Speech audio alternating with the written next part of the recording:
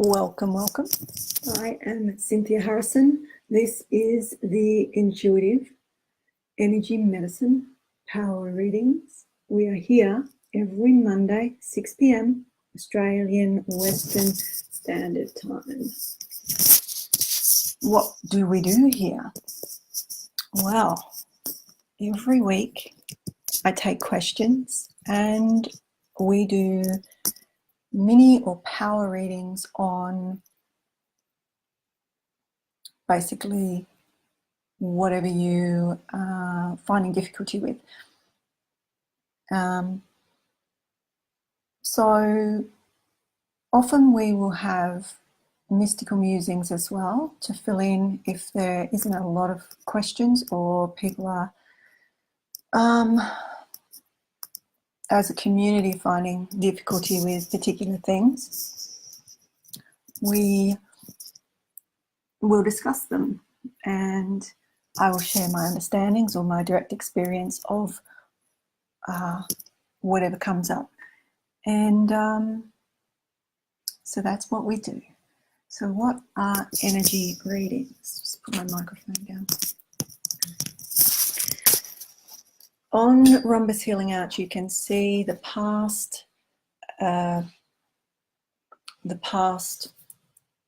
sessions we've done. Sometimes I'm teaching you how to get your own information. Sometimes we're looking at health and welfare or wellness, emotional pain and difficulties, physical pain or difficulties.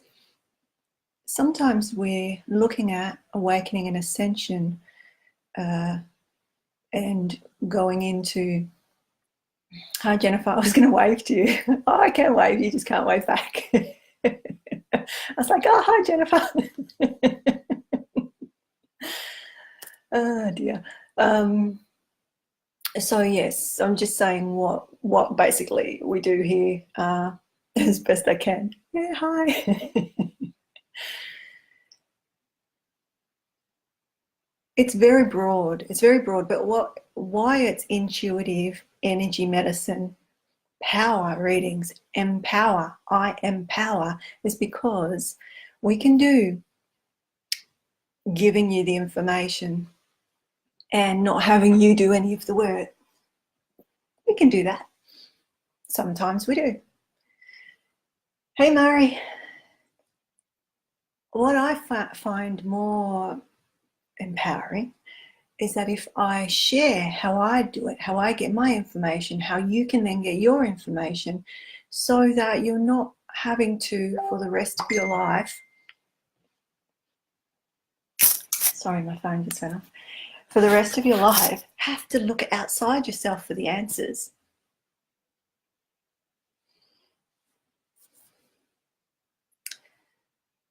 So that's the key, that's the core of why I do what I do. I share information, but ultimately it is so that you then can access your own greatness, your own information, your own, I know a lot of you get your own information, but what I found is that there might be a little bit of lack of confidence in what you're getting. And so we've used this platform in the past to basically do these readings together and then see what your answers are and whatnot, so that you can sort of confirm, oh, okay, my scanning is quite good. I'm getting what Cynthia's getting, or I'm getting what the rest of the group's getting, things like that. So that's what we do here. Now, every Monday, you know, I do a little intro and then I say, okay, let's share. And this is the bit that I haven't got down pat yet, but the only way that I can get people to come and share in the love is to share to my groups, okay? So if you're in any of my groups, that would be helpful if you shared this video as well. But let me know while I'm doing this, what's been going on this week.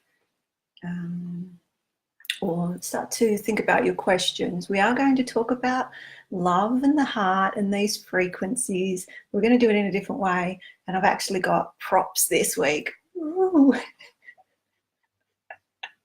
I literally have. I've got all these props, bells and all sorts of stuff, to give you an idea of the resonances and the sounds that the heart makes. Can you hear me all right? Let me know that as well. Okay.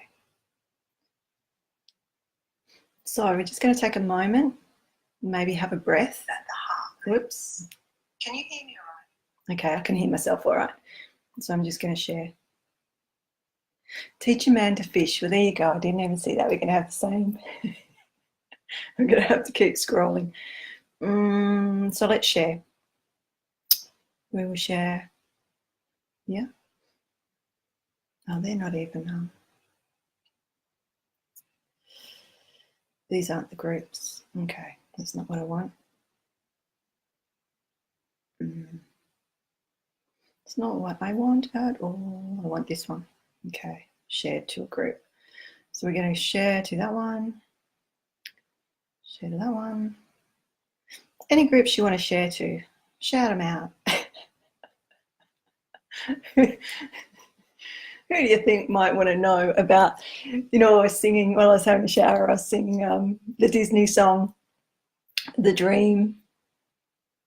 Your dreams are the shapes your heart makes. And I was like, oh my goodness, it's actually true. It's so true. And I'm going to share with you the science of basically the DNA and how we create the song of the heart. So a lot of what I speak about, in the past, you might have gone, oh, here she goes with her metaphor. My metaphors often are not metaphors, they're actually what is happening. And I'm trying to find language to share it in a way that you might be able to understand it. So, very interesting times. Who else do we want to share with? I think that's probably it. I haven't shared with myself. That might be nice. I'll share with myself. On my newsfeed, that might be good. So let's have a look what's going on. Volume's good, great. What's going on, people? What do you want to share before we get into any questions or comments? Or actually, I just remembered I've got a new or an updated public Facebook. So we'll share there. And one more. The dreams are the song your heart makes. Did you know that to lucid dream is to get your frequency at a particular resonance so that you can dive into the tornado or the torus field? So we're actually diving in to rediscover or refold back on the self.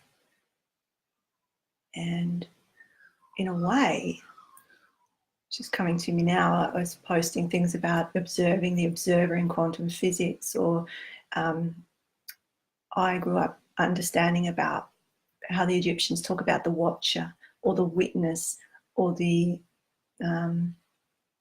observer, the watcher, the witness, those sorts of things. What does that really mean? It's linked to this, linked to how we get our heart to sing. So if you watched last week, this is the sort of like the add-on, because I didn't get to talk about the mystical stuff so much as people were asking more about their physical relationships. Now, this is about physical relationships, right? Because we do feel the song in the heart is frequency, don't we? Let me know. Have you felt the song in the heart? Do you feel the resonance of connection with another, across space-time, even through telepathy, through biolocation, through tantra practices, that sort of thing? Through calling somebody that you love, and feeling tingles in your body, feeling warmth, feeling some physical sensation. Have any of you felt any of that? Hello? Is it only me? Hi, Diane. Hi, Kath. Seeing that you're coming on. If you haven't, let me know. If you have, let me know. I would love to see and understand more. Pretty much everything I do in my life is like action research. So I experience things, I see who else is experiencing it, and it's over time we get this pattern of behavior. So speaking of patterns of behavior, so this might be a little nerdy for some people, but honestly, it is your spiritual evolution, i.e. your personal development, because there's no separation between the physical and the energy bodies, yeah?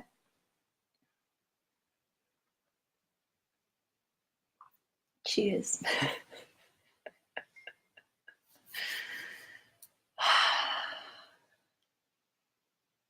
So what I'm doing now is I'm connecting to you.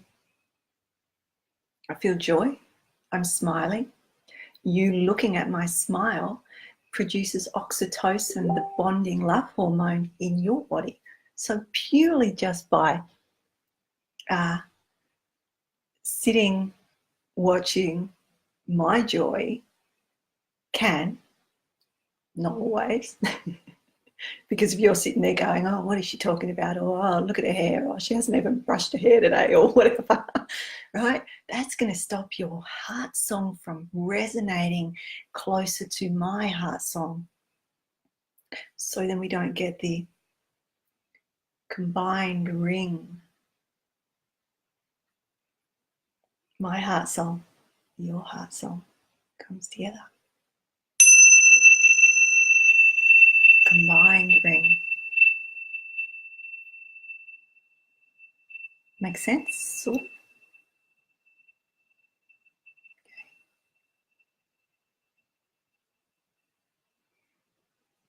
That felt nice. I'm going to do it again.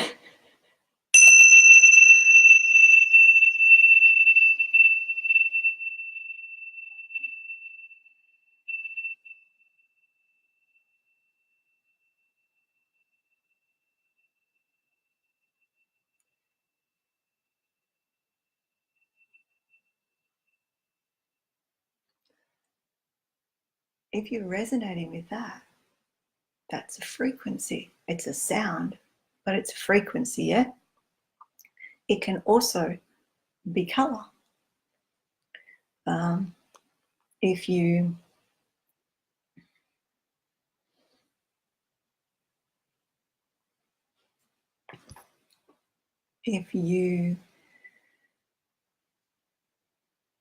understand that frequency is also color, so with the biofield viewer, the technology that I use occasionally in my practice, it shows the frequency of the wave reflected back in color blocks. So reds are a denser color in that program. So if we see reds and really deep, dark sort of pinks, we know that there's a denser frequency, i.e. possibly could use some love, higher frequency, maybe green, you know, light blues, whatnot. So these sounds have frequency. So I'm just talking, oh, there you are, okay. So Maria, welcome Maria. And Murray, I just saw your message. So almost the same as the ringing in my ears. Exactly, and this is why I'm sharing this, okay? The ringing in the ears. All right, let's find a place to start. The ringing in the ears, how, you know, what we've talked about, Murray, and you know, in different calls as well, is what I call the holy naam, the sounds of the spheres, the music of the universe, the ek. You know, there's numerous names for it. There is more than one song because it's more than one frequency. As we are raising in our evolution, i.e. frequency, development, we're unclothing the light that we hold, layer upon layer. We are light enclothed in the body. So we're revealing, revelation. It's not a religious thing. Revelation is the revealing of your light.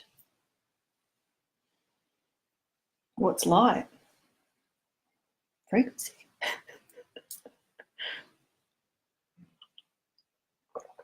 Different types of energy. So, yes, the ringing in your ears. It's not actually from your ears. It's actually we hear it with the ear of the heart. We see with the eye of the heart, and we hear with the ear of the heart. Hence, I'm talking about the song of the heart. I'm talking about the music of the heart. I'm talking about the frequency coming from the heart rather than how I've explained it before, because it's time to go a little deeper. I do teach all of this on the Mystic Path. I do teach all of this in the Conscious Evolution support groups. We can talk about it in more depth and you can get your one-on-one, but feel free to ask your questions here, whether it's live or on the replay, because I will attempt to answer your questions. But this is so important to me that I wanted to share it here free. In fact, right at this moment, I can hear a particular tone that's very, so the human will say very far back, off into the distance, almost to the back. But if we go inside or we close our eyes, which is literally just focus and bringing in the stillness, because our eyes bring in much more information. So when we're practicing, sometimes it helps to just close your eyes and listen, and you'll realize where the sounds are actually coming from. They're actually internal sounds. They're you, they're your tone. And there's somebody on here that I worked with last week. I won't mention names just in case they don't want me to talk about this. However, I remember saying to them while I was doing some energy work, I was hearing this immaculately beautiful tone that I couldn't even, and I still can't bring into this world. I'm not capable to bring that amount of beauty into this world. Now, what I said to her was, that sound, that amazingly immaculate crystalline tone is her individual blueprint. Oh, that's interesting, because that's very connected to what I'm talking about. And if people knew that these tones were from within, they're their resonance, I wonder, I put it to you this way, I wonder if that will change somehow the way that you saw yourself, or the way that you felt about yourself, or the way that you felt about these sounds that might be getting in the way of your everyday life. So communicate with me. What's going on? this making sense? Is it interesting? Do you want to know more? Have you got any questions? Hi, Barbara. So Diane's saying, yes, it resonates. Yes, I resonated with the ears also. Yeah. Now, if you work with me, most of you will have a tone, because that is my core practices. The mystical path is light, sound, presence. What does that mean? It means lots of things, but in a nutshell, raising your frequency, or opening your heart, however you want to label it, illuminating. As you illuminate, as you raise in frequency, you move through the physical and energetic centers of the body, and you're able to access more information, or information in a different way. So, for instance, if you just had, well, not just, but if you always had this way of knowing, which was my way most of my life. I just knew things. I didn't know how I knew things. I just did. I would read books and I'd go, I know this. Where do I know this from? I just would know things. But then the physical sensations came in, and then the smell came in, and the taste came in, and the hearing came in, and the seeing for me is the last. Some people see first.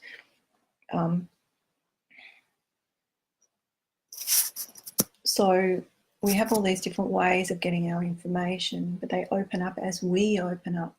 So if you hear the tone,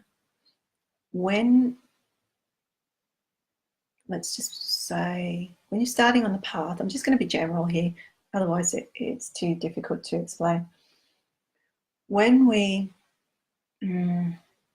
starting on our path, and we're starting to learn how to be with ourselves, then we learn to be with the self. We need a stillness to be able to do that.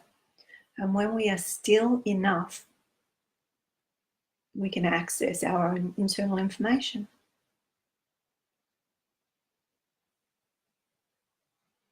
When we are still enough, we can access our internal information.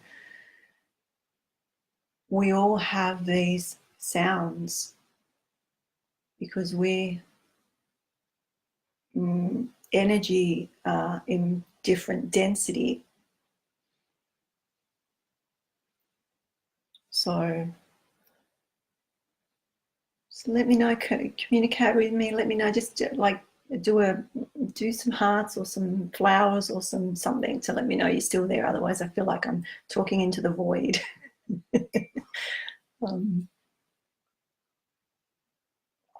Ask your questions too. Like, it doesn't have to be about this. You can ask about anything and I'll weave it in.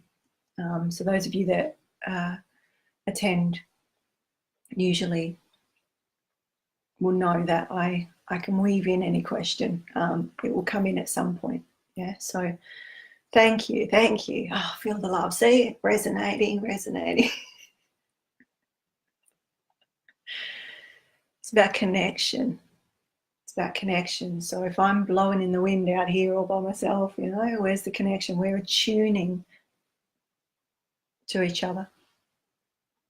So on a physical level, we might talk about attachment and attunement. So when you parents have a child, they spend that time attuning to the sounds of the child. So I used to teach parenting and whatnot from years ago, and it would pretty much be, that would be the key, is listening, observing, watching, feeling, getting to know that little soul and what each sound meant. And you may not know, but you do get to know through the resonance, through the listening, through the interaction. If the child is whingy, does it have wind? You might try something for wind. You might change the nappy or the diaper, wherever you're from. You might think, oh, baby's thirsty. You might, if depending what age, you might try milk, or you might try water, or food, or whatever, depending or they're sleepy, or there's something else going on. And you will know that, whether you're a parent or not, you would have seen human behaviour if you're here. Because it's the same for adults too. My mum used to say to me, I learnt this well because my mum was very good at this, even as an adult, if I'm, she calls it crotchety. Do any of your parents use the word crotchety? I don't really think anybody else has ever said that word to me anyway. Are you crotchety?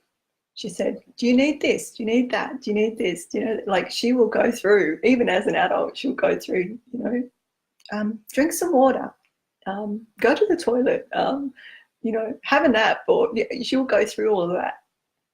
She's still doing that parenting role, even though I'm an adult. So funny. Anyway, so do you have any experiences of that yourself? Your parents doing it to you, or do you do it to your children? Have you seen where it hasn't happened? There isn't attunement, or you're in a relationship where the person's just not getting you.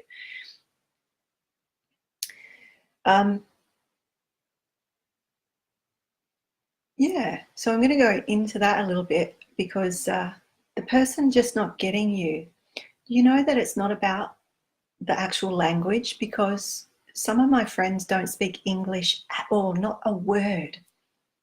And we have amazing relationships. Google Translate helps, but even without that, there is a resonance. When there's a connection, and your body language and facial expressions, and I'm very expressive, so I suppose that helps. You can connect with people. But ultimately, what I'm seeing is it comes from further down, what I'm talking about, that song in the heart. Love has a shape. Love has a shape. So the dream being the shape your heart makes, what does that mean? Diane's saying, yes, I know. Your mum sounds cute. She's very, she's very earthy, fuss pot. Are you hungry? Do you want a cup of tea? I thought I'd make you this. I'm not hungry, Mum. I'll just eat it. Yeah. Anyhow, it's my birthday's coming up, and I literally just got a parcel in the mail, and I won't tell you how old I am. Not that it's a secret, but she's. I'm just feeling the joy at the moment because it is very cute, and it's her way of resonating with me, because she doesn't live near me. I don't see her. She lives a long way away. All my family live a long way away. So how do we resonate? How do we connect across space-time, across country, across, state even?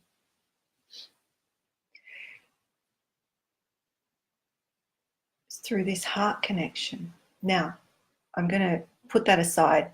So ponder that and let me know if you've got any questions, or if I'm missing something, or not finishing something, or being too cryptic, because I'm known to be a little cryptic. The shape the heart makes, and dreams. I'll take it further. The shape the heart makes, or the sound, the song, because the shape, the geometry, has frequency. How does that relate to dream? How does that relate to your physical world? How does that relate to what I call traveling, whether you want to call it, lucid dreaming, bilocation, You know, we could call it, you know, traveling, lots of different things, and they're not all the same. There's all these different ways of traveling. I'm just going to generalize and say when you travel. So when you go from one state of consciousness to another, whether you go through the tunnels or you jump the grid, however you do it, there's lots of different ways. What you're experiencing, what is that? Now, I'm going to go places that may not make sense, so please ask questions because I'm going to jump around. I can't be linear here. I'm trying very hard. I have my whiteboard there. Maybe I need to go linear and actually draw you pictures. The shape and where the shape of the heart comes from. I learned this many years ago from James Oshman, who I've talked about him before, but not in any depth. And he wrote the book, the original book, Energy Medicine, which is about grounding, really. He's gone on to write about earthing and whatnot. Anyway, you can look him up. But that's not what I wanted to talk about. What he showed me was how the heart was a helix or a spiral, how the heart spirals. And he got that from an Italian scientist who's passed now. But when that Italian scientist, and I can't recall his name, but I do have it if I can find it and put it in the link later. Because this is many years ago, I learned about this. That Italian scientist, before he died, gave all of his research and information to James Oshman. And then James went and shared that information and goes around sharing that information. What this Italian scientist did was he would boil pigs' hearts. I know it sounds gross, but this is science, right? And then he would unravel them. And there's images of these actually on one of my sites. I used to talk about this years ago. So I will put in the comments for the replay some of these images of the heart as these spirals. These filaments and these lines and how they spiral in their helix. So what is the helix? The tornado, the DNA strands, the spiral, the golden mean spiral. Why is that important? So many things, for so many reasons, and I won't go into it. So Jennifer's saying the tunnels. Do you mean light at the end of a tunnel? Yes and no. Doesn't necessarily have to be light. When you're accessing, so for instance, when I do particular work, I will connect to that person, sit in my brow area, and I will link my lower dantian, my heart, so my wisdom, my love, and my will, those 3 points, and I travel.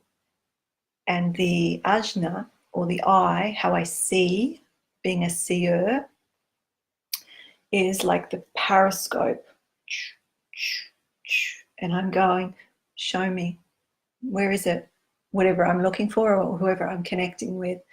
And if you're at the other end of that, so say, Jennifer, we're doing a practice and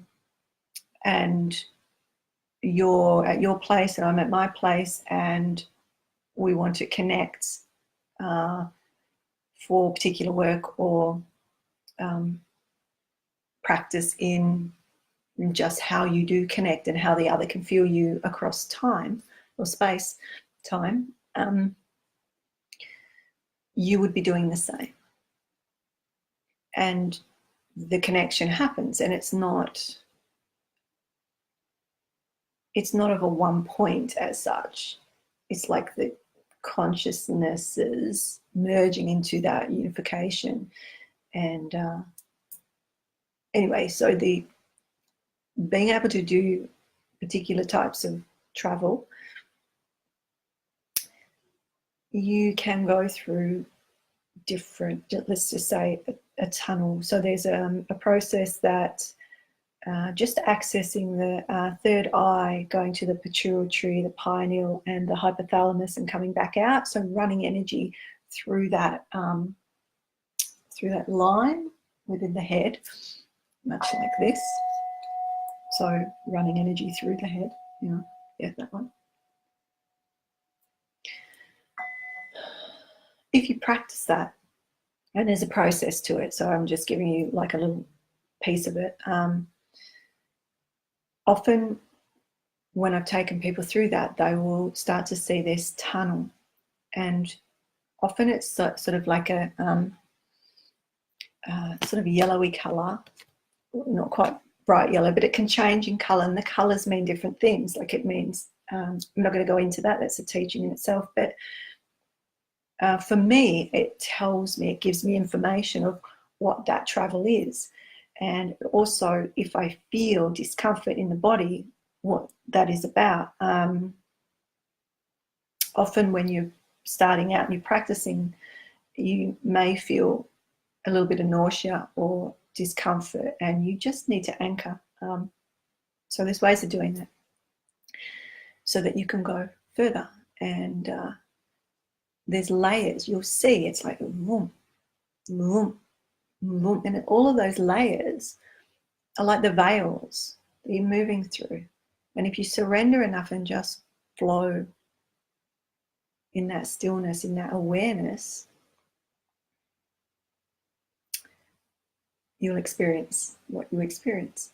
So there's traveling in awareness. So you don't have a body, and there's traveling with the body. There's many different ways. So anyway, that's the sort of stuff we learn in the mystic path and the conscious evolution classes. I'm getting off track, so I'm bringing it back. The shape the heart makes is this spiral, right? That's one spiral. That's a double helix, so the spiral goes the other way. And if I drew that for you, you would see the heart shape as the spirals cross. So I'm doing two spirals opposite. Yes, sound effects, make it work. Okay. I can't show you that. I don't have it. I will put images, but it's just for a seed. Basically, when you resonate in love, it's different levels of love too, right? Different frequencies of love. Your spin, right? Spin occurs. So you think about energy understanding as figure eights, the spin of energy around you. So the double torus field, the double torus field, the first torus field is the heart's one, creating this. And as it creates it in the geometry, I might be getting a little nerdy out here, but I'm going to say it because some of you might understand. And I don't want to assume that you don't know, because you might, of the dodecahedron, which is 2 and 10, so 12, so 10 faces. So if we've got 10, if the shape, the geometry, I'm trying to bring it down into a simple way of explaining it. So I may miss the point. So ask questions if I do. Or actually, we've got the Evolver class on next Sunday, so we can talk about this and go deeper and look at images, and I can tell you more of the science of it as well if you want, as well as the the spiritual understanding, and the overlay of the two, the science, the physical, and the energetics, and also the soul or spirit interactions with that. So where was I? Dodecahedron. When there's 10 of those spirals, there becomes a flower, what I see as the rose. So when I look and I see gateways, I literally see this, and I didn't know what it was. Some people have said, it's this geometry and that geometry and whatnot. It didn't fit right to me, and I've drawn it numerous times, and it moves and it shifts, right? Because you think about it, how many strands do you resonate at? How many strands are in your heart song? And if that creates the spiral within the vortex or the tornado or the cyclone or the torus field, so are you following me? So what the walls, for instance, of this tornado are made out of in your field are these strings, these golden mean spirals coming from the heart. The small donut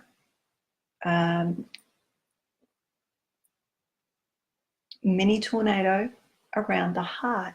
Some of you might have seen those images where you see the person and they've got that mini vortex, or from the side it looks like a tornado, right? Or a donut at the heart. And then we have the body one, the main one. Am I making sense? Is this good or not? Michaela. Hey, Michaela. Frequency singing to our soul. Yeah. Yeah, okay.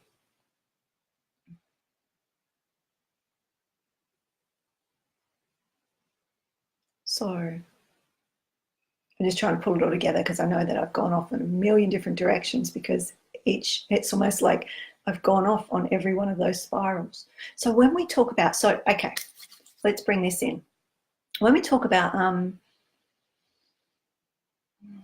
12 strands of DNA, you hear about that in sort of spiritual circles and whatnot. What does that mean? In this understanding, what it means, so we could talk about it on many different levels of understanding, as you know that I do.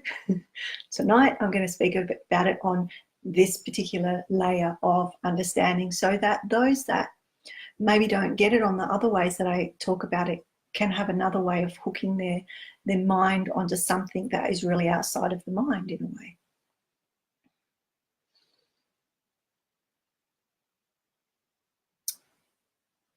So 12 strands. Well, I just said the dodecahedron is 2 and 10. So 12, 10 faces. How that builds. So now I'm just waiting for it to come in a way. Wait for it to come back now. How that spins and compresses is about how we connect and how we are. So you know that I talk about compression and contraction a lot. You heard about, I'm always doing this. What compresses you, what contracts you, and then, from compression or contraction, you expand, and it's like a jellyfish. You actually get propelled along. This is where this comes from. The understanding of when I see these gateways, what I'm seeing is my gates. I'm a gatekeeper, but I now hold the gates, okay? You hold your gates. How the geometry looks when I'm viewing is dependent on how many strands I have activated, how many tones I hear, how many sounds and frequencies I hear depend upon what's activated within me, because it's not coming from external, it's internal. So that wasn't what I was going to say, but it didn't come back, so we'll see. You know, I was talking about levels, layers. That completely went. But I think it was about the 12, you know, and you know, in a lot of the ancient texts and whatnot, we talk about 11 plus 1 is 12 as well, but this is through the geometry. Now, at every level of your evolution, there's different ways that we go. It's not all the same, but at every center, power center within your physical body, there is geometry. They all nest within each other, creating a particular multiple frequencies and multiple geometries that come together, and they nest together like Russian dolls.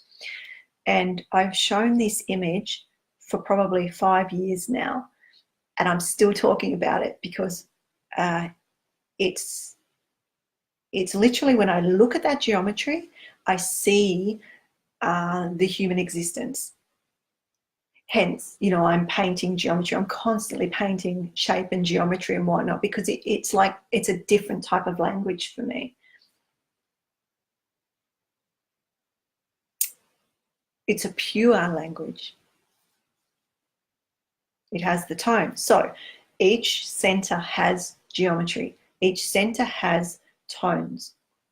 When you are resonating your song at particular frequencies, you're going to attract other people that are attuning to your frequency. And when that happens, ding-a-ling-a-ling-a-ling, little bit of magic happens. Hey, Murray. Yeah, you probably would have seen those images. It's private now because I just have too many Facebook pages, but on the Evolver course Facebook page, all of this stuff for years I've been posting this and showing the science of it, the quantum physics, how string theory fits in, how you know, different spiritual groups understand this, different ancient texts, how they all understand, trying to bring it into this way of reading the metaphor of all the information out there, because all the information out there is, like I was saying before, we are light enclothed in the body. But what we speak, so what I'm sharing with you now, some of you will get at a depth because you're able to unclothe the light of what I say, the frequency of what I'm saying. That's why I often say, if you don't understand the words, just sit and feel it. Just sit and feel. And let the words just roll over, because it's the frequency of the words that I'm speaking. When you read something that I write or somebody else writes, those little black symbols that we call letters that make words and sentences and paragraphs are light enclosed within the blackness or the blueness or the red or whatever color your pen or your text is. It's light enclosed. So have you ever experienced that when you read something, you get the words, you get the general meaning of what the person's trying to say? For instance, I write, I'm just looking at what I've written, the dreams being the song or the shape your heart makes. So some people will read those words and go, oh yeah, song, like, you know, on the radio, shape as in general shapes, geometries, the heart makes that, you know, right? Others of you will read that and feel it at a depth, even beyond what I've explained. You know, it depends on where you're able to see, feel, sense, know. Does that make sense? You can't see the frequency beyond where you're at. You might know that it's there because somebody might be, like I'm telling you, that the things that you're not able to see yet, because the spiral that you're traveling down or up, however you want to look at that, is not resonating at that radio frequency to be able to hear the tunes playing on, you know, my FM station or your, you know, someone else's FM station or AM, whatever you might be. So it is literally like dialing in. We dial in our power centers, chakras. We activate them. That's tuning, dialing them in, fully activating them, right? I'm just going to check for questions. We don't seem to have any questions today. Okay, you must be all enthralled in what I'm saying. I can only hope. No, it doesn't ever matter. This is just what I've got told to share. I share it. Who needs it and who's able to unclothe the light in the words that I'm saying to whatever extent is as it should be. And if nobody does, it's as it should be, as I say. I'm saying this to Jennifer, you know, with awakening, with the gurus in the old days that they would force you. And if you survived, great. And if you didn't survive, great. It's no matter. It just is.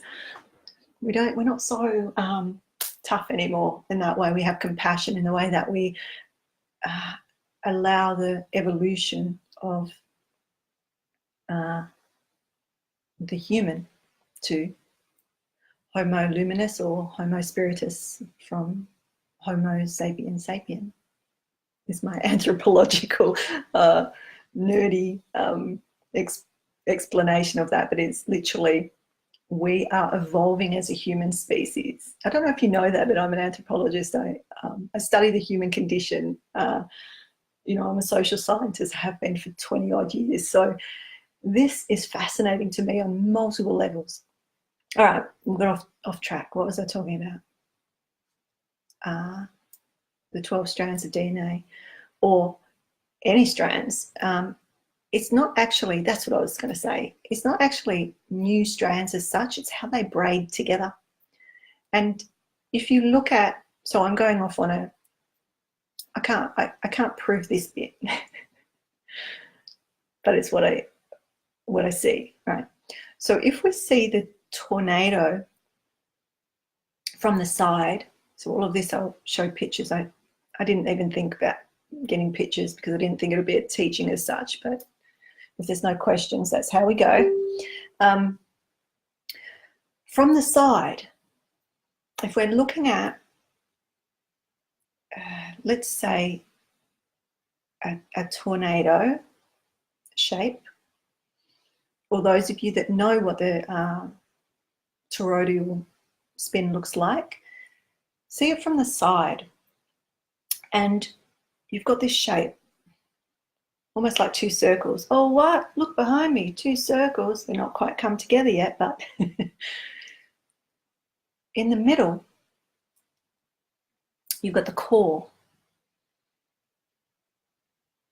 I was about to go off onto the ascension tube, but that's another slightly different thing. When you're looking at it from the side, you can see the lines that go from the top and spin around and almost like loop it all together. Does that make sense? That's how I see it that way. These are the spirals. And within each of these spirals is, within us, is like the blood.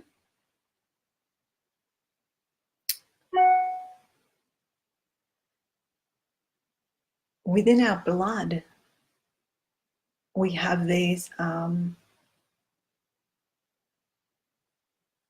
DNA worms. And I just got distracted because I just got a message, so I apologize about that. You could probably see that I just got a little bit distracted.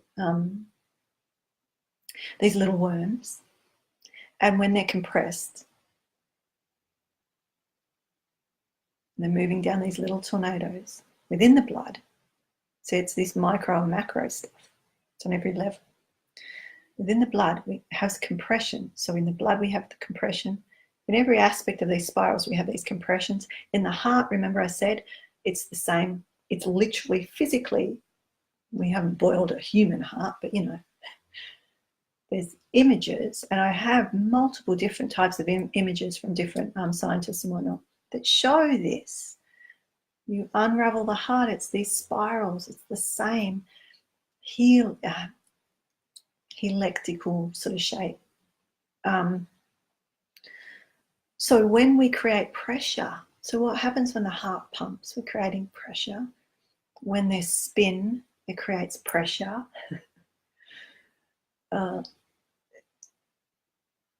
You know, a lot of the ancient ways of creating this force is through spinning, like the dancers. When you dance or you spin physically, it creates a central force. Yeah, so it's all sort of the same thing. Am I making sense? Let me know.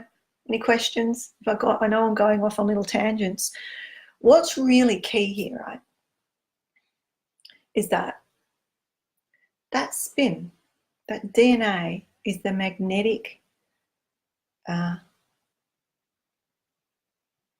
spiral in the blood. Those that have studied with me in spiritual development know that I talk about magnetic force. I say when magnetic force starts to kick in. This is a deeper understanding, or another perspective of what I've taught over many years. I think you're ready to know all this stuff, right? It's like people are ready. I mean, I've been sharing it for years, but you know, it's like we'll keep sharing it until there's, I suppose, till I find the perfect way to explain and you have your aha moments, right? So we have the pressure. So on any one of those levels, but let's just call it in the body, we're talking about love and the dream and the shapes our heart makes. So when there's compression, that little field compresses, creates centripetal force, which creates that magnetic, or that magnetism. Making sense now? Creates magnetism. Why are you, I've got my magnets here. Why are you attracted? Sorry about that. Why are you attracted to who you're attracted to? Why do you feel a resonance? Right? You don't hear it, but I hear it. I hear people's songs, which is basically what they're resonating at. Their thumbprint of what they are beyond their physicality. I hear them. So you might feel it, or you are just end up being drawn to these people, right? So it's, oh, what? Magnetism, what? Oh, connection. When there's connection, there's even more compression. That builds, doesn't it?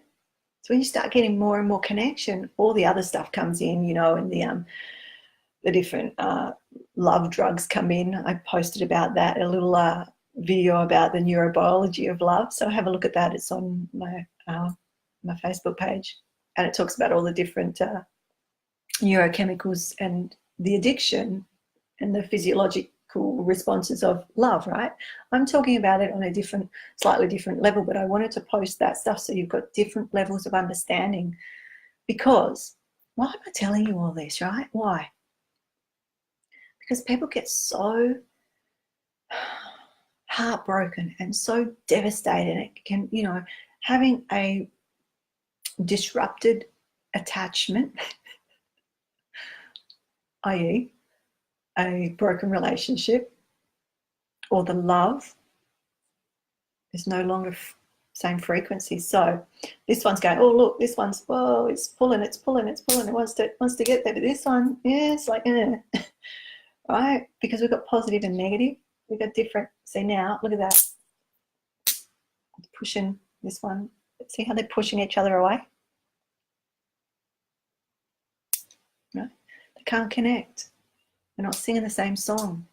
But with magnetism, which is created by this spin, the DNA, the compression,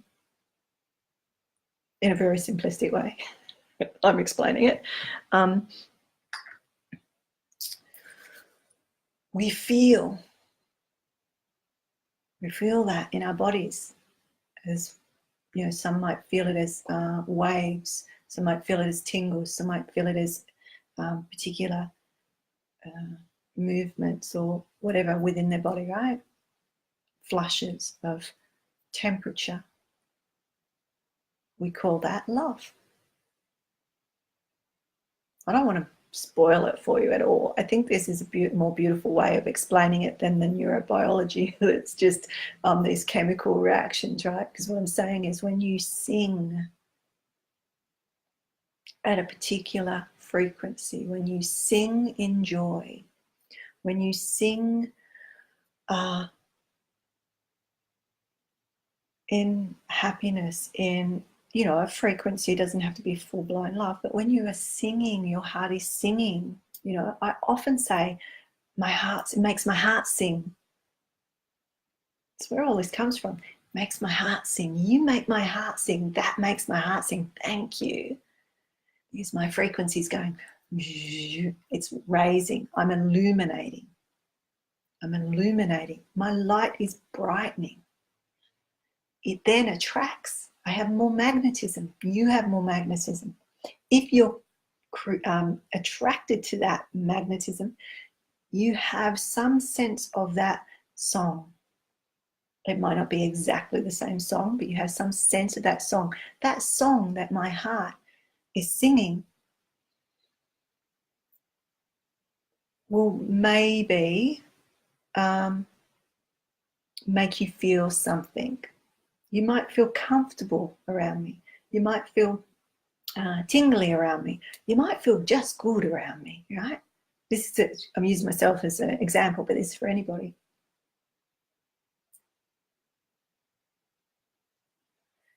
How does it relate to dreaming in another way? So you still with me? Stay with me, people. Talk to me. Ask your questions, and I'll scroll through and have a look in a moment. Ask your questions. It doesn't have to be exactly related to this. You know how I roll. If you don't ask me questions, I've got nothing else to do. Oh.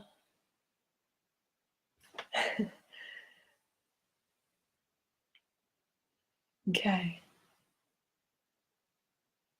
This is my heart singing, right? Do I need to tell you that? You can probably see it. My heart's singing. I'm in joy. I'm tired. I've had very little sleep, but I'm in joy. My heart sings. So questions might be, so I'm going to ask questions for you, right? Questions might be, well, how do you make your heart sing? How do you keep your heart singing at particular, you know, wherever you're at? You might want to advance in the tone that your heart sings, i.e. evolution of your consciousness. How do you do that? Or what does this have to do with dreaming? Let me take it one step further with the dream. How does this relate to the dream state of your relative reality? Okay, what do I mean by that? Okay, my body. So at this point in time, at this very moment, I can feel somebody connecting with me, and it's making my arms feel lovely, right? Somebody's actually singing a very similar song to me right now, and I can feel it, right? And it feels nice. Does that mean it's love and I'm going to be with that person? No. That's one thing that I wanted to share with you, is because you will feel, once you resonate highly, singing your songs, you know, singing all your tones, right? So this is what I had these for. You've got, you know, your tone.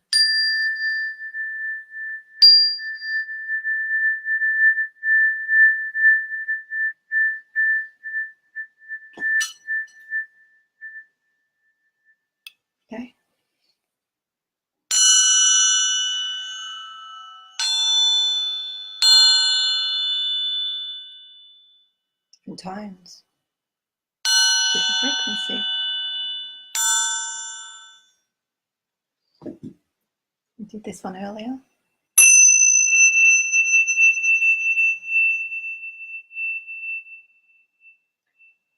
No, I'm not just dinging any old thing. All of these tones and many more, which is what we teach in the Mystic Path.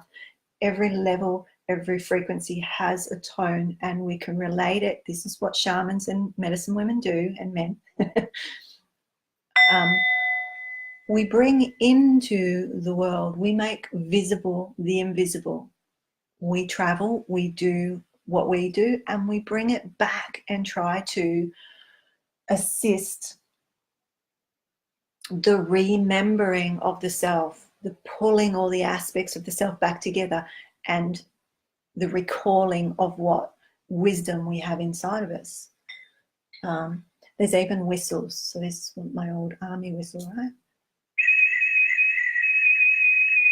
Right, that's a soft, might be. I don't have my flute, and the drums are over there, but, and bells, here we go. Now, those of you that hear tones, are any of those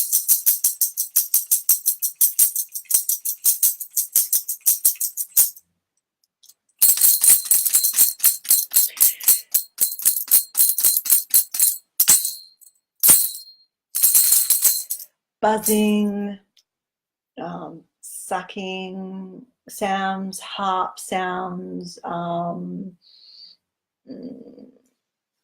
rushing water, Tinkerbell, sleigh bells, you know, that's all these different tones.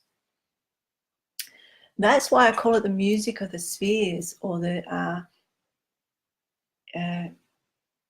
you know, that music of the universe, is because when you start to hear, so some of you might just be hearing something similar to that, right? But all of those sounds that I just played, plus more, I hear all at once, because all of the frequencies are there at once, creating this harmonics, this this creating this. So if you are hearing sounds or tones, frequencies, just say thank you. Oh my goodness, say thank you. Thank you, thank you. Because if you try to make it go away, people have said that to me over the years, to just ask it to tone down. Numerous people and teachers as well. And I never have. And the reason why I never have, and I'm passionate about this, is because those tones, those sounds are to me like the voice of the beloved. You can ride those sounds to all that is. And that's what we do as mystical understandings, is that we ride the wave of the tone for direct access. So I hope you can see that those waves at different resonances, they climb the ladder. So you can see it that way too. They climb the ladder to access that. Or you can visualize it as riding that beautiful energy wave to all that is. So Jennifer's saying, I like the 2 on the string. Yeah, that one that's the one I teach with as well. And usually if I go through the process of how to hear and how to see at you know, when we first start the teachings, people will leave at the end of that day having heard intermittently their own sound. It's just a matter of knowing how to access your own internal information. That's the mystic path. It's direct access. We teach our personal direct experience. I don't share with you anything I haven't directly, personally experienced myself. None of this is from textbooks other than the science backing it up. But what I see, then I'll ask my friends, and you know that I have friends that are in science in all different ways, and I'll say, or they'll see my images and go, do you know what you're actually drawing? I'll be like, well, I haven't asked about that yet, but what do you think I'm drawing? And we have this discussion, and then I'll be directed in an area, and I'll go, oh my goodness, okay, there's another understanding or another perspective for what I'm seeing, feeling, sensing, or knowing. So there's that. So we've done the sounds. Why was I taking you down there? All right, back to the external world. Now, you hear me say, for those of you that are new or haven't heard me talk before, I often say, as you are, the world shall be. It's a King Arthur quote. As you are, the world shall be. And those of you that have heard me, I think Diane and Kath and Jennifer and Murray, who else is a regular? I think I'm just scrolling to see who else I can see that's a regular. Oh, hi, Nancy. Did I say good morning to you? Good morning. I missed that you were here. And Maria, good morning or good afternoon or good evening, wherever you are. Right? Yeah. So I'm just scrolling to see who's here because I wanted to just acknowledge you and thank you for being here. As you are, the world shall be. What does that mean? Do you know the King Arthur story? In a nutshell, when he was in love, when his heart was singing a song, the land was plentiful. The land was lush. It was Camelot, right? What happened? I won't go into the story, but what happened when his heart or his song stopped playing in the heart? We saw the demise of the external world. We saw the demise of Camelot. So it's a metaphor. These stories, the same as, I won't go right into it, but, Disney, Walt Disney, and some people may disagree with this, but Walt Disney is an amazing mystic. Was.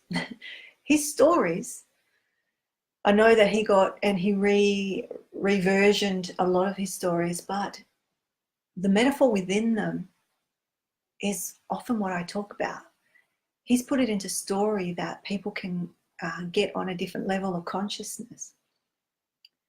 The cricket in Pinocchio, the chirping, right? Did I not mention the chirping and the buzzing and the sounds that we hear? Chirping's one of them. It sounds like a cricket chirping. So we've got Jiminy Cricket, who's our conscious, our guide. We've got the blue fairy. So those of you that see the blue sparkles or see the blue pearl, some people call it the blue pearl. So you can Google that. It's really interesting. Some of us who are indigo or blue ray see these colours and whatnot. And, the mystics see the eye and the star within the eye, so the blue eye or the blueness again is the guiding light. It's all in Pinocchio. I could go on and on and on. I actually did I do have a recording of that from years ago that some of it was with Christopher Timms. He talks about the stories as well, the metaphor, because he's a mystic and he's one of my mentors. I teach on the Blue Star community with him every Sunday.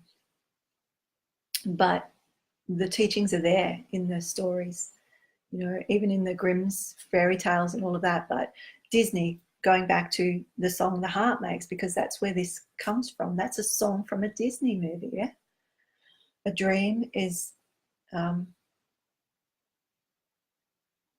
the sound of the song or that the heart makes. So King Arthur, metaphor, As you are, the world shall be. I'm bringing it in now. You've been patient. Thank you. Yes, Tinkerbell. No, Murray, I think you meant Tinkerbell. Tintergel?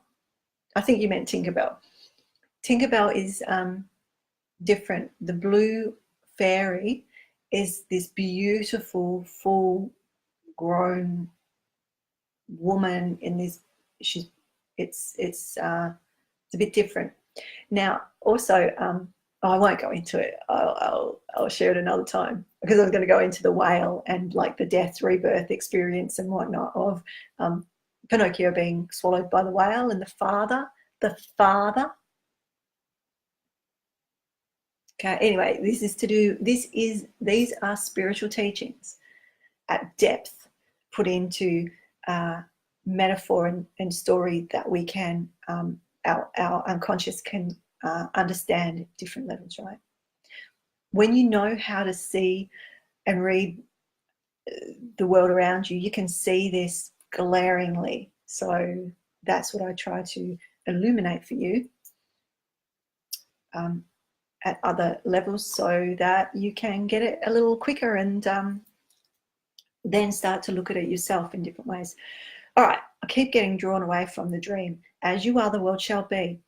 When your heart and the spiral, so you've got your mini torus, your heart field,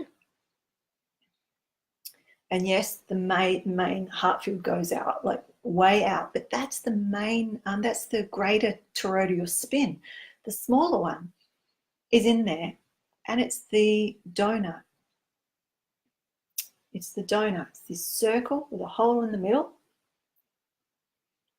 and it's spinning, and it spins in these spirals, almost like this painting behind me, spiraling around. I talked about this in a different way last week, didn't I? I was talking about the spiraling up or ratcheting up, the spiraling up, like a cone shape.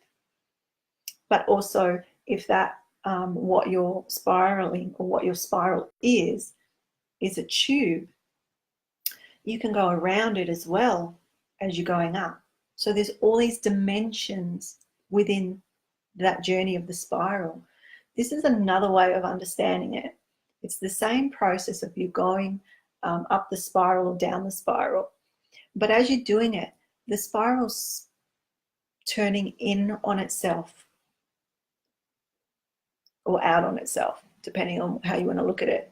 So what's inside the middle of that spiral, as it compresses, and I'm going to say it, but don't worry if you don't get it. Just take it as a seed. When the long wave connects with the short wave within that spin, well, within that spiral, it creates that spin, right?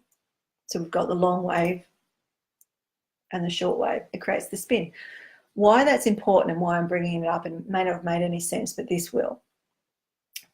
As the internal folds in on itself, it doesn't matter which way you go, because if it folds in on itself, what's in is still going to come out the bottom.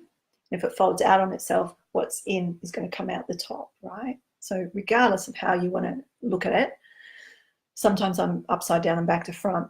What is inside is now outside. As you are, the world shall be. Get it?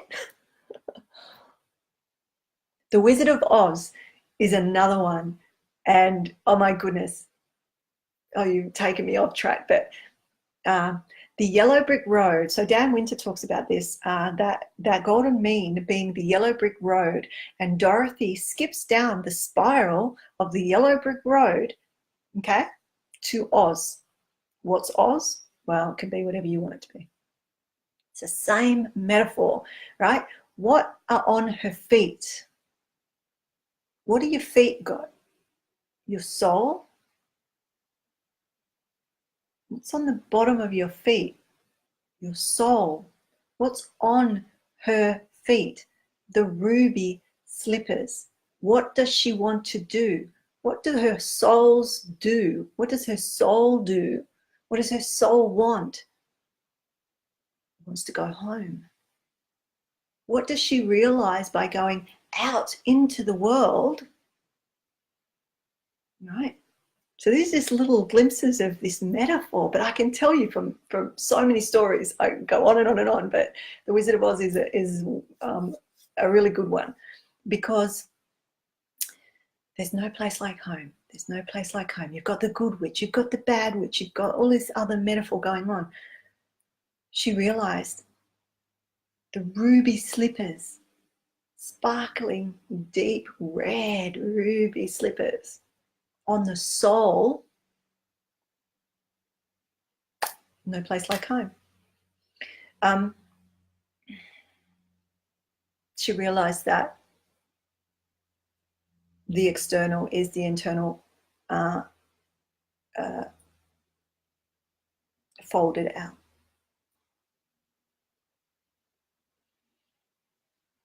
And if we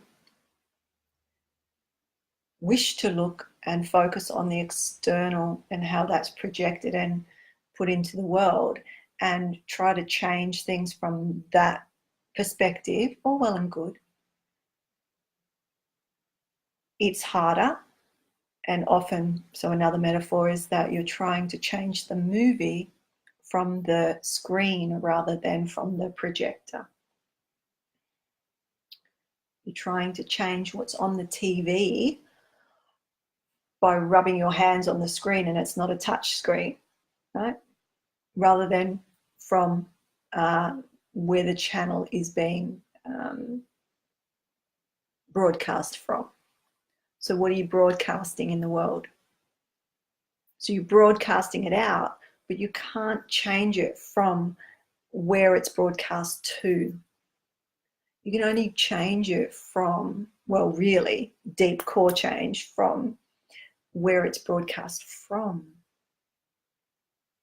So how your heart sings creates the dreams. You want to extrapolate that out again to beyond your dream, because your dreams are, you dream better when that spiral is flowing. So you can have lucid dreams. You can remember your dreams. You can get information from your dreams. You can do all your work in your dreams. Oh, Murray, I just saw your question. So Camelot, real location, oops, where Arthur was conceived. Yeah. So any questions? It doesn't feel like I've got any questions today. I might have got a few about what I was talking about there. Seems people aren't wanting power readings these days, and that's fine if you're happy with what we're sharing. So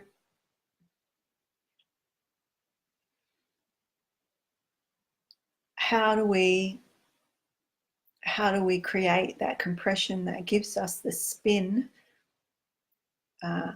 that assists, or how do we create the shape within the heart that creates the frequency, that creates the magnetism, that creates the connection, that creates that internal, or how, all of it is that internal function that creates the spin, that then we see what was inside of us is our actual world.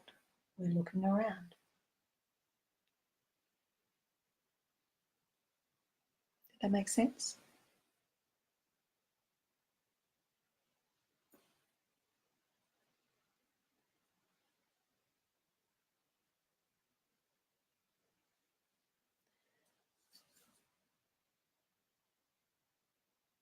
So, on a real basic level, how to attune to somebody, or, so as I said, just by smiling, So you seeing me smile will be releasing. So if I was sitting here all grumpy, I can't even, right? The smile assists you to release oxytocin, because that's how, as animals or as humans, we're programmed for survival, right? So we have, you know, the sparkle in the eye, the smile, the gestures, how the tone of my voice, right, on a physical level. But then we have energetically similar things, because we have our energetic bodies that are doing their thing, and you might not be able to see it, or you don't think you can see it, but there'll be aspects of you that will pick that up, right? But going back to the beginning, we'll flip back. Let me just see.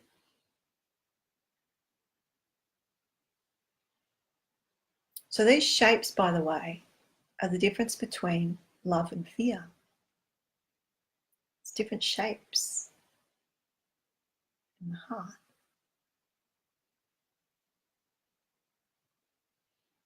Different. I used to teach years ago. I'll bring it up because it's a good one, about the slinky. So the DNA. I used to do painting classes, and I would do these sorts of teachings within the painting classes to access your own information. So intuitive painting. But I'll talk about the DNA and stress. So when you're relaxed and your muscles are relaxed, right, we know the heart opens. We have more access to the heart opening, all these, you know, mechanisms that I've been talking about. But we also have, so if the DNA is like a slinky, you know what a slinky is? Those metal sort of like coils, and they're like a toy, and they expand and contract. When we are relaxed, that spiral, that slinky can expand and share that information, right? So Bruce Lipton talks about, you know, epigenetics, and how we can, or how we don't necessarily have to experience what our family have experienced, whether, you know, health-wise or, you know, genetics, right? Because he talks about, I don't even know whether I should go into this. I'll just say this, like basically that,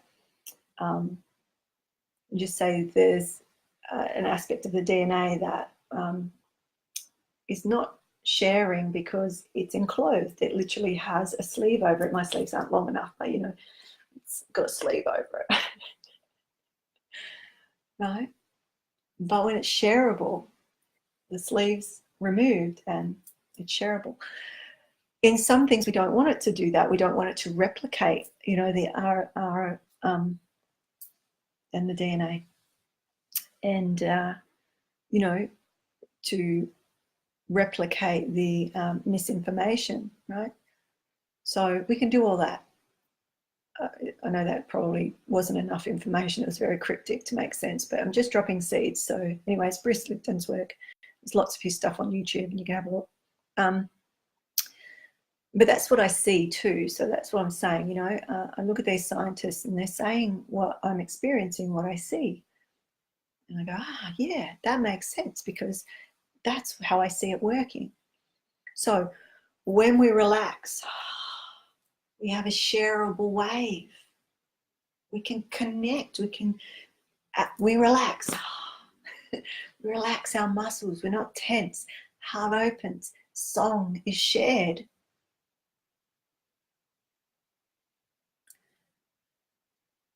When we're stressed, slinky compresses into this tight coil, no shareability. When I was in Romania, I was teaching European Union delegates about about shareability, about this stuff, but I did it in a really simple way of asking them to shake hands with their fists. And you can, you know, how you doing, right? but you can't really connect other than that surface. But if you expand and you shake hands, however you want to do that, there's connection, there's shareability, right? Our connections come from shareable waves. But on a physical level, that's a demonstration of the same thing, how we connect and communicate and bond and attune. So we want to get ourselves relaxed, open, so we have shareable waves. Okay. Man, we went around the world and back again, I think. So magnetism, have you heard about that before? Is this, let me know. Type in, a piece that you went, wow, I didn't know that. Well, that's really interesting. I'd like to know more about that, or questions, because in this, I'm going around the world and back again, but I'm only just touching on the countries, right, so to speak. So, if you let me know what you need a little bit more on, or you go, wow, that was cool, that makes sense to that now, like magnetism. Oh, okay. We talk about magnetism, like just, people talk about, that person's got a magnetism. What does, our words, our language come from this sort of stuff, from what actually happens. Like my heart sings. Your heart actually does sing. Your heart sings. When you're still enough, you'll hear it. So Murray was asking, and Jennifer was saying, I think Diane was saying as well, that they hear the tones and the sounds. If you're still enough, one of the times that I really went deep into the sounds that I hear was when I was sick. I had a cold many years ago, and I was in bed and I couldn't do anything. I realized that I had all these other tones underneath. It's like when you hear a song and you actually stop and listen beyond the words of the singer, and you hear the bass, and you hear the percussion, gentle percussion in the background. You hear the woodwind section. You hear that, and it literally is woodwind. Like there's woodwind instruments that you will hear. There's the brass instruments that you will hear. There's like the harp area or the stringed instruments, and you will hear them. So at all these different levels, there's these divine, immaculate, crystalline harmonics that are within you. You're listening, the stillness and the ear of the heart. You'll hear this, the sounds of all there is. So Jennifer said, just wondering if my hiccups is food related or something else. Okay, talking to DNA to change. Talking to DNA to change things. Yeah. You could, and you do. Actually, Kath and I were talking about that the other day, and we were talking about working with a particular client and how to actually converse with the cellular structure or an aspect within the cell, and actually having a conversation with that part of the cell. So yes, you can do all of that, but you can also, which is what I do more and more, so I do a lot of different modalities and whatnot, but I also know and am starting to show more and more. So I'm about to start a new research project. So I've done some basic research of just when people come to see me, I do their testing and then they sit with me in that connection. For a period of time, we can usually feel. So actually, Karen was one of them. She's not on tonight, but she's one of them that did this with me. And she was able to feel the shifts within her body, and I can feel it too. And then it's like, okay, we'll retest, and everything was back aligned.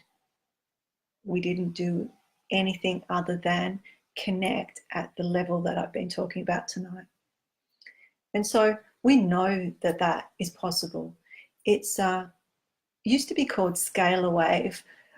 We call it longitudinal wave now. It's the same thing, but it's a wave that moves through space-time, through anything to the other. And I call it purity. I call it purity of love. So if you hear me talking about purity of love, that's what I'm talking about.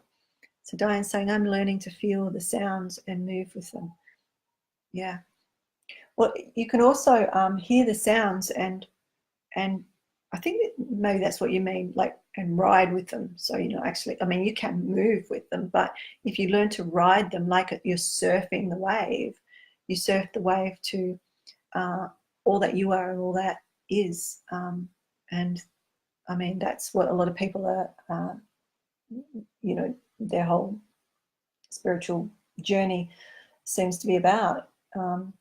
That's not the be all and end all to me. I want full unification, full illumination embodied here. And so what have I missed? Told you about magnetism, told you about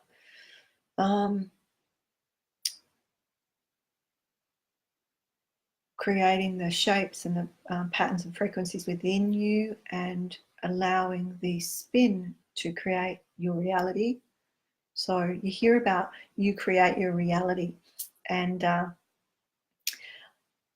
I used to disagree with that, purely semantics.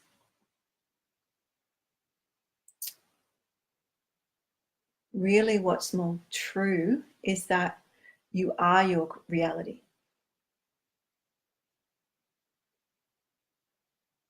Okay, so you create your reality, so feel it for a moment if you choose.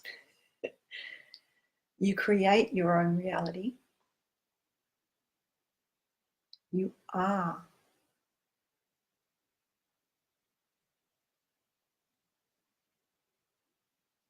You are your reality.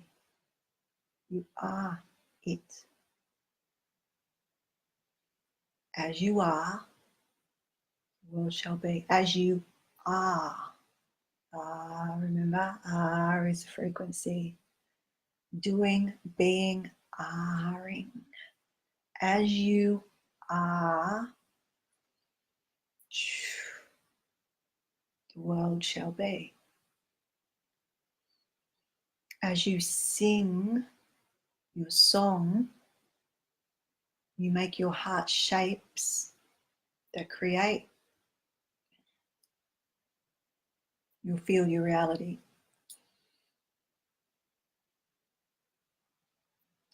I was going to go more into going into that and all of that, but I think we've gone long enough. How you go into that. But I think I've given you food for thought for tonight. I hope I have. I suppose the last thing I'll say, I'm open to questions, but I suppose the last thing would be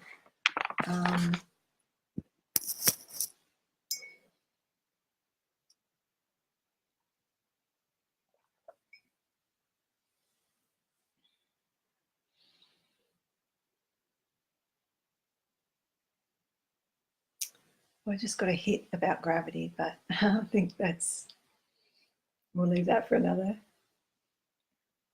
time. So I'm just feeling into it now.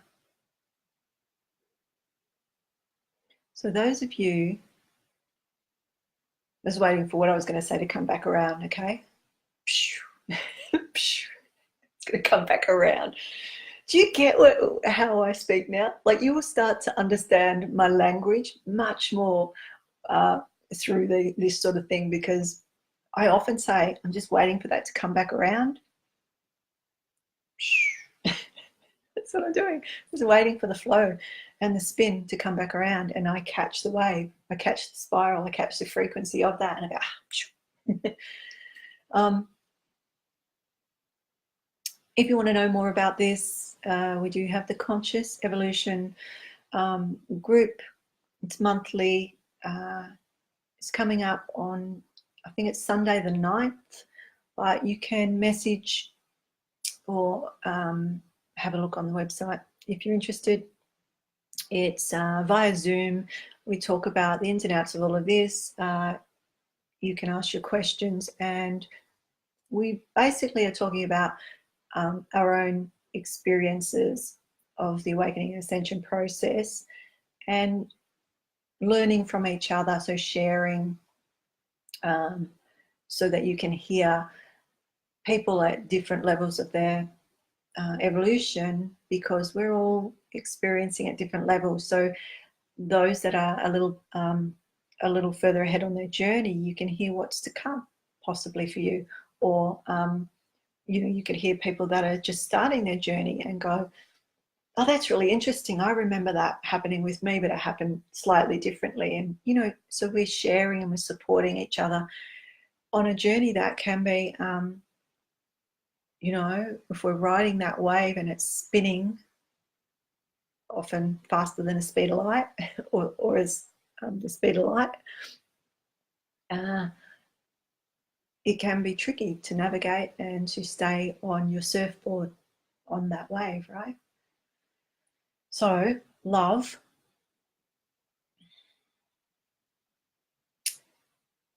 When you feel those feelings, just be aware, be open, be aware.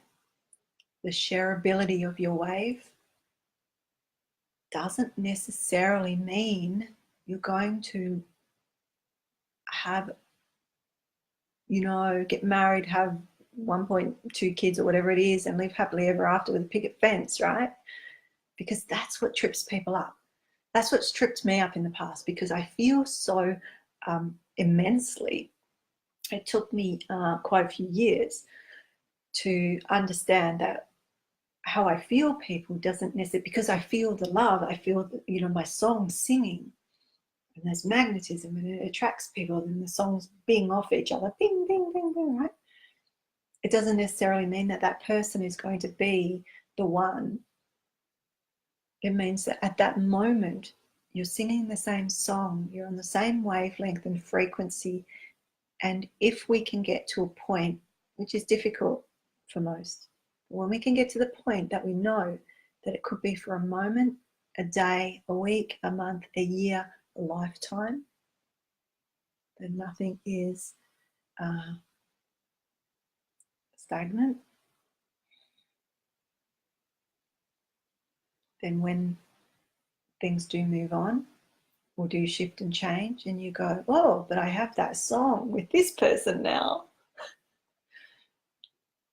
Right? So just be mindful. It's not about having a sexual relationship with everybody that you have this connection with. What that connection is love. And if your human relates it to everybody you love, then you're gonna find that your compression, your contraction is going to create discomfort.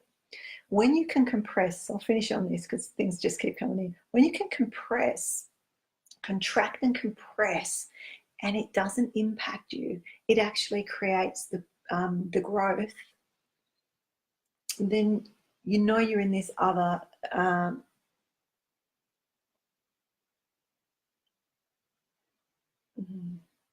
was going to say other way of understanding or other perspective to be able to, you know, for instance, when I'm feeling compression. So compression, just to let those that don't know, when I talk about compression or contraction, what the human will feel, what the physical will feel is discomfort, pain, sadness, sorrow, those sorts of things. But when we get to that point where we know that it's a mechanism of that spin, but we know it's going to, it's the inspiration, expiration. But if every time we come in after the expiration, we feel the death, pain, suffering, sorrow, you see what I'm saying?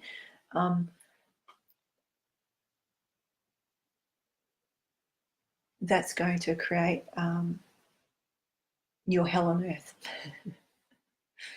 So what I'm talking about is creating your heaven on earth, which is your song. So there's numerous ways to do that. I won't go into it today, but if you're interested in, I mean, you can have a half-hour session with me. We can talk about that.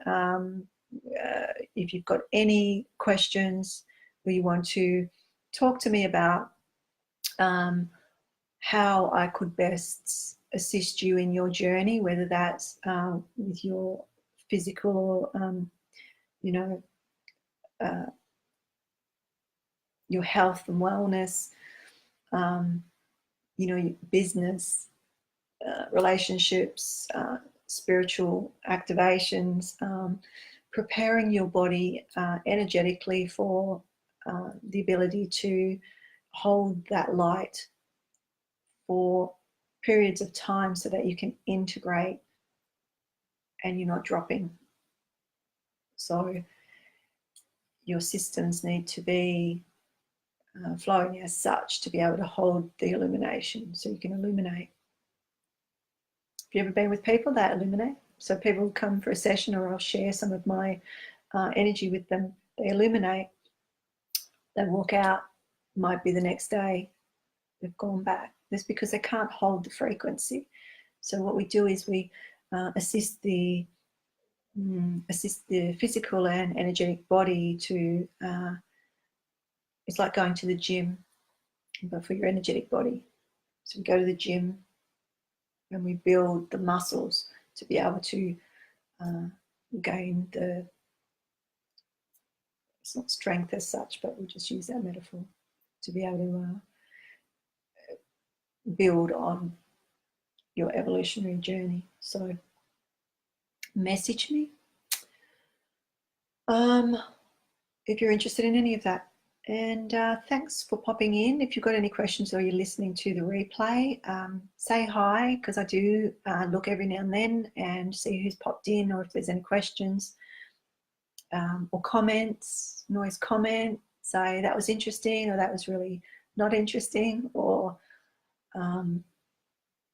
you know, let me know how it's going, because we will move with how you are. So if there are no questions, it doesn't seem to be. Thanks, Jennifer. See you later. I